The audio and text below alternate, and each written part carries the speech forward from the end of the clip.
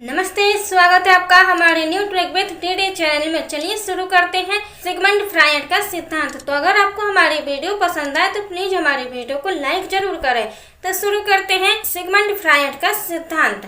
तो Sigmund Freud ने कौन सा सिद्धांत दिया, सबसे पहले इसकी बात करने वाले हैं। तो सिगमंड फ्रायड इन्होंने कौन सा सिद्धांत दिया है, तो इन्होंने दिया है मनोविश्लेषण सिद्धांत। तो अगर आपसे पूछा जाए कि मनोविश्लेषण का सिद्धांत किसने दिया है, तो वो दिया है सिगमंड फ्रायड ने। या फिर अगर आपसे पूछा जाए कि मनोविश्लेषण सिद्धांत के प्रतिपादक कौन है, तो वो भी कौन है, सिगमंड फ्रायड ही है। अब ये कहाँ के रहने वाले थे, तो ये रहने वाले थे ऑस्ट्रिया के। और इन्होंने जो ये सिद्धांत दिया है, कब दिया है, इन्होंने यह सिद्धांत सन 1856 से सन 1939 के बीच में इन्होंने ये सिद्धांत दिया है। कौन सा, मनोविश्लेषण सिद्धांत। नेक्स्ट हम बात करते हैं कि इस सिद्धांत में किसका विश्लेषण किया जाता है। तो देखिए, मनोविश्लेषण, मन का विश्लेषण, मनोविश्लेषण मतलब कि जिसमें मन का विश्लेषण होता हो। तो इस सिद्धांत में मन या मस्तिष्क का विश्लेषण किया जाता है। तो आपको नाम से ही पता चल रहा है कि मन विश्लेषण मतलब कि मन का जो विश्लेषण करें वही क्या है, मनोविश्लेषण है। तो इसलिए इस सिद्धांत में मन व मस्तिष्क का विश्लेषण किया जाता है। नेक्स्ट है कि मन के आधार पर फ्रायड ने व्यक्तित्व को 3 भागों में बांटा है, जिसे हम घटक या तत्व भी कहते हैं। तो अगर पूछा जाए कि मन के आधार पर फ्रायड ने व्यक्तित्व को मतलब पर्सनालिटी को कितने भागों में बांटा है, तो इन्होंने बांटा है 3 भागों में। इन्होंने जो 3 घटक या तत्व बताए हैं, उसमें सबसे पहला है इदम। इदम मतलब कि इड। दूसरा है अहम मतलब कि ईगो। और तीसरा है परा अहम मतलब कि सुपर ईगो। तो बात करते हैं एक एक घटक के बारे में। तो पहला है हमारा इदम, जिसे हम इड कहते हैं। तो क्या होता है इदम या फिर इड, यह बचपन की अवस्था में पाया जाता है। इसमें बालक जो है पशु प्रकृति का होता है, सुखवादी सिद्धांत भी कहलाता है। इदम को हम सुखवादी सिद्धांत भी कहते हैं। इसमें बालक के अंदर स्वार्थ की भावना पाई जाती है। कहने का मतलब है कि इसमें बालक स्वार्थी होता है। इसमें बालक की शारीरिक इच्छाएं प्रबल होती हैं, बालक की मानसिक इच्छाएं कमजोर होती हैं। इसमें असंतुलन पाया जाता है, यह अचेतन मन से जुड़ा हुआ होता है। तो कहने का मतलब है कि जो इदम है यह किस अवस्था में पाया जाता है, तो ये पाया जाता है बचपन की अवस्था में। और इसमें जो बालक व्यवहार करता है वो किसके समान व्यवहार करता है, वो पशु के समान व्यवहार करता है। इसे हम सुखवादी सिद्धांत भी कहते हैं, क्योंकि इसमें बालक क्या है, हमेशा खुश ही रहता है। उसे किसी बात की टेंशन नहीं रहती है, ना पढ़ने की, ना लिखने की, ना खाने की, ना पीने की। तो वो अपने आप में ही इस एज में मस्त रहता है। तो इसीलिए इस सिद्धांत को हम सुखवादी सिद्धांत भी कहते हैं। तो इसमें क्या होता है, बालक के अंदर के स्वार्थ की भावना होती है। तो कहने का मतलब है कि बालक क्या स्वार्थी होता है। फॉर एग्जाम्पल, अगर उसे आप मार्केट ले गए और उसे कोई चीज पसंद आ गई, तो क्या है, आप उसे कितना भी मना करें, लेकिन अगर उसे पसंद आ गई और वो चीज उसे चाहिए है, तो आपको उसे दिलानी ही पड़ेगी। नहीं दिलाओगे तो वो क्या है, रूठ जाएगा, मचल जाएगा। तो फिर आपको वो चीज दिलानी ही पड़ेगी। मतलब कहने का मतलब है कि इस एज में क्या होता है, बालक स्वार्थी होता है, स्वार्थ की भावना उसके अंदर रहती है। इसमें शारीरिक इच्छाएं कैसी होती हैं, प्रबल होती हैं। और मानसिक इच्छाएं कैसी होती हैं, कमजोर होती हैं। तो ये आपको याद रखना है कि इसमें जो शारीरिक इच्छाएं होती हैं तो वो क्या होती है, प्रबल होती हैं, लेकिन जो मानसिक इच्छाएं हैं वो कमजोर होती हैं। अब मानसिक इच्छा इसलिए कमजोर होती है क्योंकि इस एज में बालक इतना समझदार या इतना इंटेलिजेंट नहीं होता है। इसीलिए इस एज में जो इदम है सबसे पहला घटक है, तो इसमें क्या है, मानसिक इच्छाएं अगर पूछा जाए तो ये क्या होता है, कमजोर होता है। नेक्स्ट देखते हैं अहम के बारे में, मतलब कि ईगो। तो क्या होता है ईगो, यह क्या है, युवा अवस्था में पाया जाता है। सबसे पहले आपको यही याद रखना है कि जो अहम है वो युवा अवस्था में अधिक पाया जाता है। इसमें इंसानी प्रकृति पाई जाती है। इसमें बालक शारीरिक व मानसिक इच्छाओं पर नियंत्रण करता है। यह इदम एवं परा अहम में संतुलन बनाए रखता है। यह वास्तविकता पर आधारित होता है, मतलब कि वास्तविकता पर ये जीना सिखाता है। यह अर्धचेतन मन से जुड़ा हुआ है। पहले वाला जो हमने पढ़ा इदम, वो जुड़ा हुआ है अचेतन मन से और ये जुड़ा है अर्धचेतन मन से। नेक्स्ट है कि इसमें उचित अनुचित का ज्ञान होता है। यह मानवतावादी से संबंधित है। तो देखिए अहम क्या है, सबसे पहले आपको इसमें याद रखना है कि अहम में कि ये क्या है, किस एज में पाया जाता है। तो ये पाया जाता है आपकी युवावस्था में। दूसरा है कि इसमें इंसानी प्रकृति पाई जाती है। और तीसरा क्या याद रखना है कि इसमें जो शारीरिक व मानसिक इच्छाएं हैं, इस पर बालक का नियंत्रण रहता है। यह इदम एवं परा अहम में संतुलन बनाए रखता है। तो जो अहम है, जो इदम है और परा अहम है, इन दोनों में कौन संतुलन बनाता है? तो इन दोनों में जो संतुलन बनाए रखता है वो है अहम। ये प्रश्न आपका पूछा गया है कि कौन सा घटक है जो इदम एवं परा अहम में संतुलन बनाए रखता है। तो वो है कौन सा घटक, वो कहलाएगा हमारा अहम। नेक्स्ट है कि वास्तविकता पर आधारित होता है। तो ये सिद्धांत क्या है, बालक को वास्तविकता पर जीना सिखाता है। तो कहने का मतलब है कि वर्तमान में जो चीजें चल रही होती है उस पर बालक का ज्यादा ध्यान केंद्रित रहता है। और ये क्या है, अर्धचेतन मन से जुड़ा हुआ है। इसकी हम आगे बात करने वाले हैं।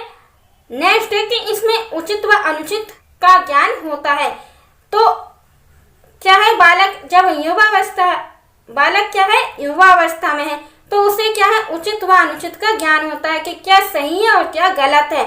तो उसे इस चीज का अनुभव हो जाता है कि उसे क्या करना चाहिए और क्या नहीं करना चाहिए, क्या पहनना चाहिए, क्या नहीं पहनना चाहिए, या फिर क्या खाना चाहिए, क्या नहीं खाना चाहिए, क्या सही है और क्या गलत है। इन सभी का ज्ञान उसे इस अवस्था में हो जाता है। यह क्या है, मानवतावादी से संबंधित है। अब हम नेक्स्ट बात करते हैं पराअहम की, मतलब जिसे हम कहते हैं सुपर ईगो। तो यह क्या होता है, यह वृद्धावस्था में पाया जाता है। इसमें देवत्व प्रकृति पाई जाती है। इसमें व्यक्ति जो है त्याग व बलिदान के भाव होते हैं। इसमें व्यक्ति की शारीरिक इच्छाएं कमजोर होती हैं और मानसिक इच्छाएं प्रबल होती हैं। यह आदर्शवादी सिद्धांत भी कहलाता है। इसमें भी अनियंत्रण पाया जाता है। यह पूरी तरह सामाजिकता एवं नैतिकता पर आधारित होता है। यह चेतन मन से जुड़ा होता है। तो देखिए पराअहम जिसे हम सुपर ईगो कहते हैं, तो यह क्या है, किस एज में पाया जाता है? सबसे पहले तो यही है, तो यह पाया जाता है वृद्धावस्था में। नेक्स्ट है कि इसमें देवत्व प्रकृति पाई जाती है, मतलब इस एज में आते आते व्यक्ति क्या है, भगवान की पूजा पाठ में लग जाता है। तो इसीलिए कहा गया कि इसमें क्या है, देवत्व प्रकृति पाई जाती है, मतलब देवत्व का भाव इस एज में पाया जाता है। नेक्स्ट क्या है कि व्यक्ति इसमें त्याग और बलिदानी के भाव इस एज में आ जाते हैं। अब जब इस एज में व्यक्ति आ जाता है तो वो क्या है, अपने बंधनों से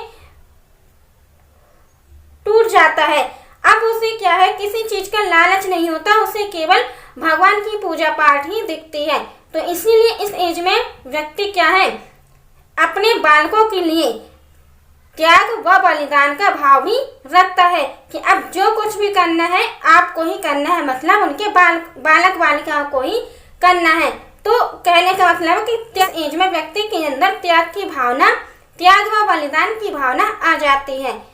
शारीरिक इच्छाएं कैसी होती हैं, तो ये होती है कमजोर, जबकि मानसिक इच्छा कैसी होती है, प्रबल होती है। अब देखिए इस एज में व्यक्ति की शारीरिक इच्छाएं जो होती हैं वो कमजोर हो जाती हैं। अब उसे किसी चीज से कोई मतलब नहीं रहता है। अब इस एज में उसका जो मानसिक स्तर है वो बढ़ गया है। अब वो समझदार हो गया है, इतना ज्यादा समझदार हो गया है कि इस एज में वो केवल अपनी नहीं सोचता है, वो क्या है, सबकी सोचता है और सबको लेकर चलता है। तो इसीलिए इस एज में जो मानसिक इच्छा है वो क्या हो जाती है, प्रबल हो जाती है, और शारीरिक इच्छा क्या हो जाती है, कमजोर हो जाती है।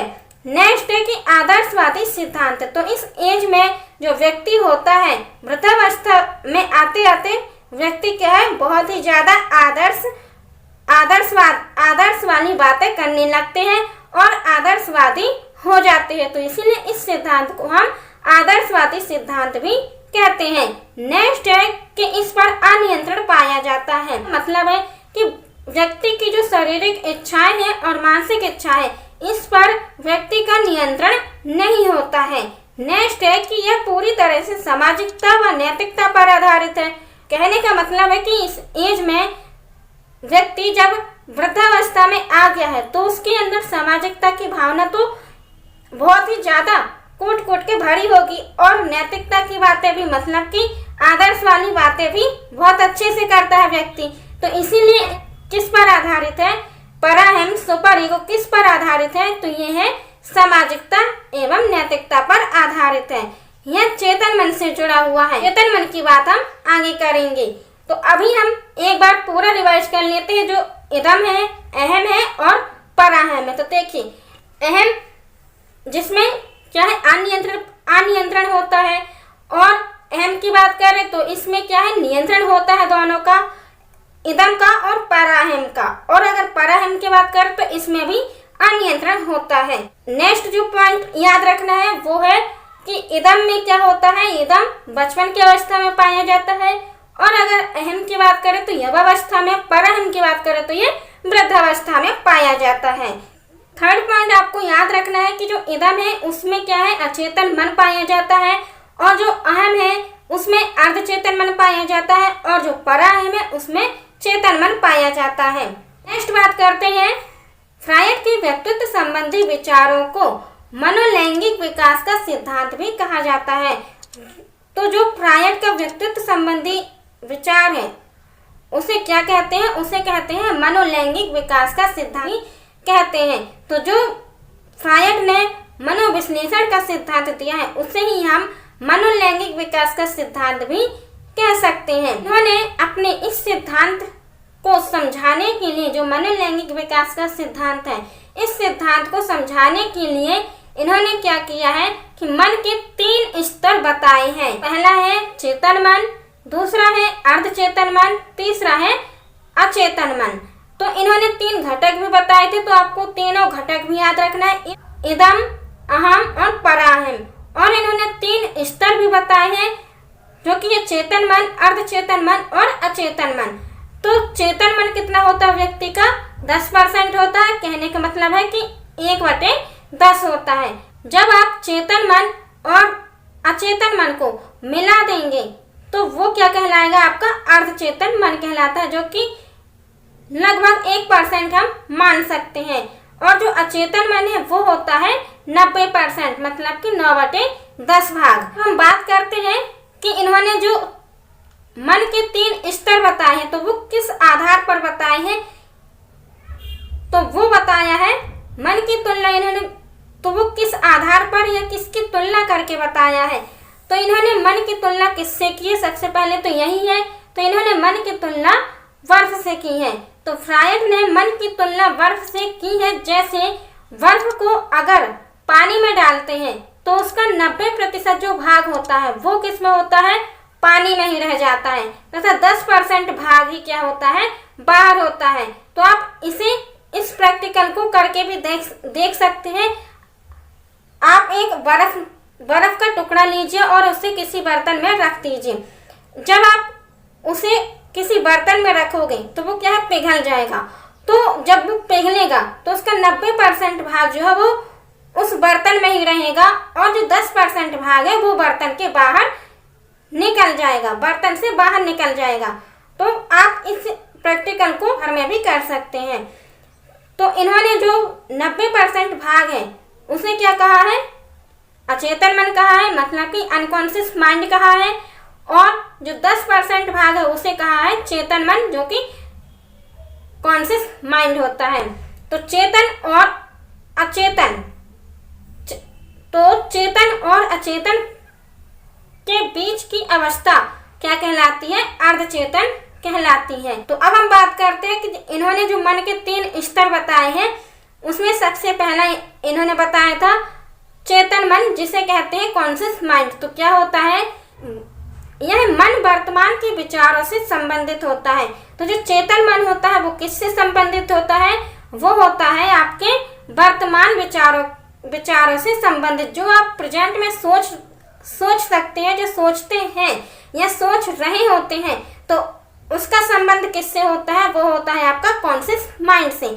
जैसे अभी आपसे पूछा जाए कि सिगमंड फ्राइड ने कितने घटक बताए हैं, तो आप फटाक से बता देंगे कि सिगमंड फ्राइड ने कितने घटक बताए हैं, तो उन्होंने 3 घटक बताए। तो आप तुरंत ही बता दोगे। क्यों बता दोगे, क्योंकि आपने अभी पढ़ा है कि सिगमंड फ्राइड ने 3 घटक बताए हैं।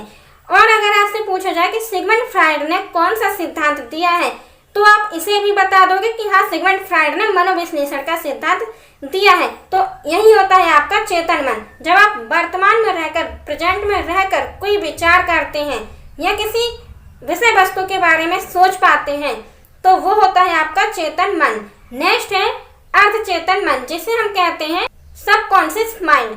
तो अर्धचेतन मन, जिसे सबकॉन्शियस माइंड कहते हैं, तो ये क्या होता है, ये होता है कि ऐसा मन जिसमें याद होते हुए भी कोई चीज या विचार याद ना आए, परंतु दिमाग पर ज्यादा जोर देने से याद आ जाए, उसे ही सबकॉन्शियस माइंड कहते हैं। कहने का मतलब है कि अगर आप, इसमें क्या होता है कि अगर आप किसी चीज को याद करते हो या फिर किसी विचार के बारे में सोचते हैं, तो क्या है, वो तुरंत ही आपको याद नहीं आएगा, वो आपको बहुत देर के बाद याद आएगा। तो यही होता है आपका अर्धचेतन मन, मतलब कि आधा मन आपका अभी यहाँ है और आधा मन क्या है, कहीं और है। तो यही होता है आपका अर्धचेतन मन। तो इसे हम एक एग्जाम्पल के थ्रू भी समझने की कोशिश करते हैं। तो क्या है एग्जाम्पल है कि अभी आपसे कुछ दिन पहले का पूछा जाए, जो अभी आपको पढ़ा दिया है, अगर आपसे वो पूछा जाए तो आपको उसे बताने में टाइम लगेगा, या फिर आप उसके बारे में सोचेंगे, इसके बाद ही बता पाएंगे।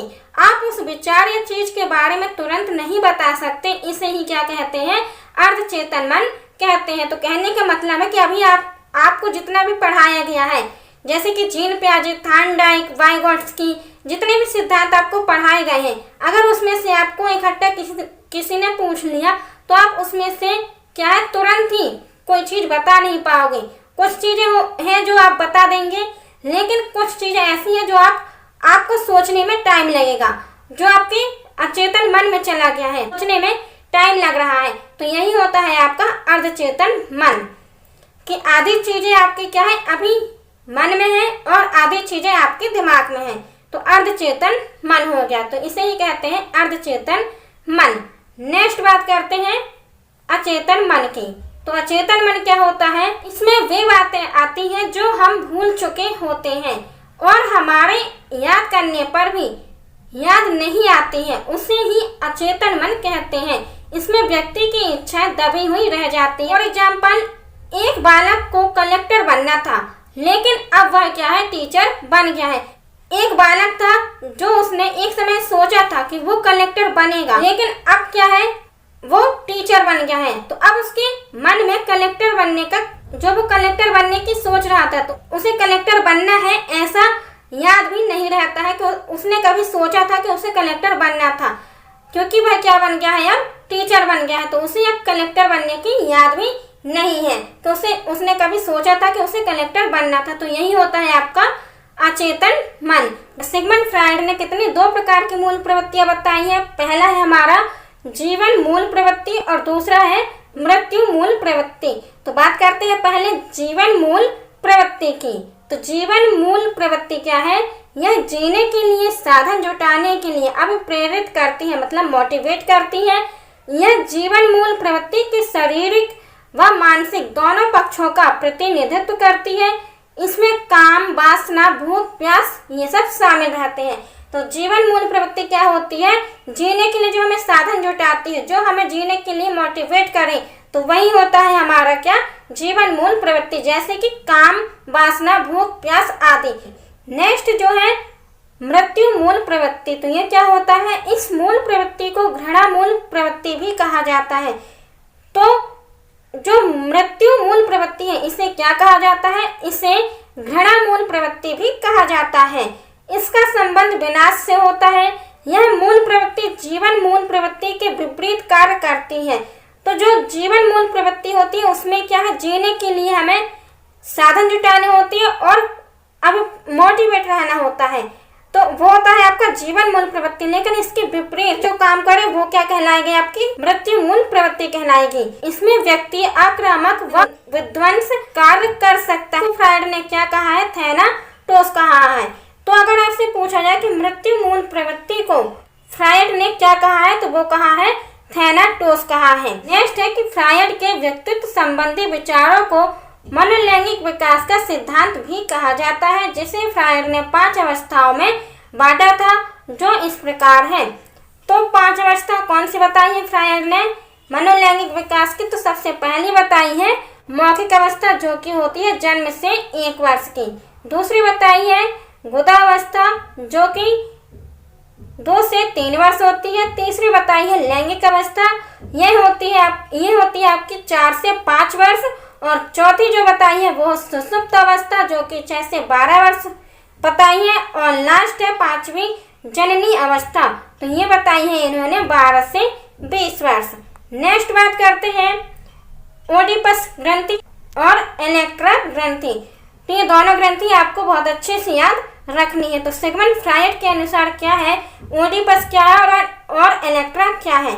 सिगमंड फ्रायड के अनुसार लड़कों में ओडिपस ग्रंथि होने के कारण वह अपनी माता को अधिक प्यार करता है। तो अगर आपसे पूछा जाए कि सिगमंड फ्रायड के अनुसार लड़कों में कौन सी ग्रंथि पाई जाती है, तो वो पाई जाती है ओडिपस। कौन सी ग्रंथि पाई जाती है, ओडिपस पाई जाती है, जिसके कारण वो किससे, अपनी माता से प्यार करता है। तो इसे हम एक ट्रिक के द्वारा याद करने की कोशिश करते हैं। तो देखिए ओडिपस और माता, तो माता क्या करती है, ओढ़ती है, चुनरी ओढ़ती है। तो इस तरीके से आप इसे याद कर सकते हैं कि जो ओडिपस है वो माता से कनेक्ट है और माता से कौन प्यार करता है, तो वो करता है लड़का। नेक्स्ट है कि लड़कियों में इलेक्ट्रा ग्रंथि होने के कारण वे अपने पिता से अधिक प्यार करती हैं। तो अगर आपसे पूछा जाए कि सिगमंड फ्रायड के अनुसार लड़कियों में कौन सी ग्रंथि पाई जाती है, तो वो पाई जाती है कौन सी ग्रंथि, तो वो पाई जाती है इलेक्ट्रा ग्रंथि, जिसके कारण कोई भी लड़की, हर लड़की किससे, अपने पिता से प्यार करती है। तो इसी इलेक्ट्रा ग्रंथि के कारण ही लड़के किससे, पिता से प्यार करती है और ओडिपस ग्रंथि के कारण लड़का क्या है, माता से प्यार करता है। तो अगर आपको हमारी वीडियो पसंद आई हो तो प्लीज हमारी वीडियो को लाइक करें और अभी तक अगर चैनल को सब्सक्राइब ना किया हो तो प्लीज चैनल को सब्सक्राइब कर लें और बेल आइकन को जरूर प्रेस करें, जिससे आप हमारी वीडियो की समय समय पर नोटिफिकेशन पाते रहें। धन्यवाद। स्वस्थ रहें, मस्त रहें, अपना और अपनी फैमिली का ध्यान रखें। धन्यवाद।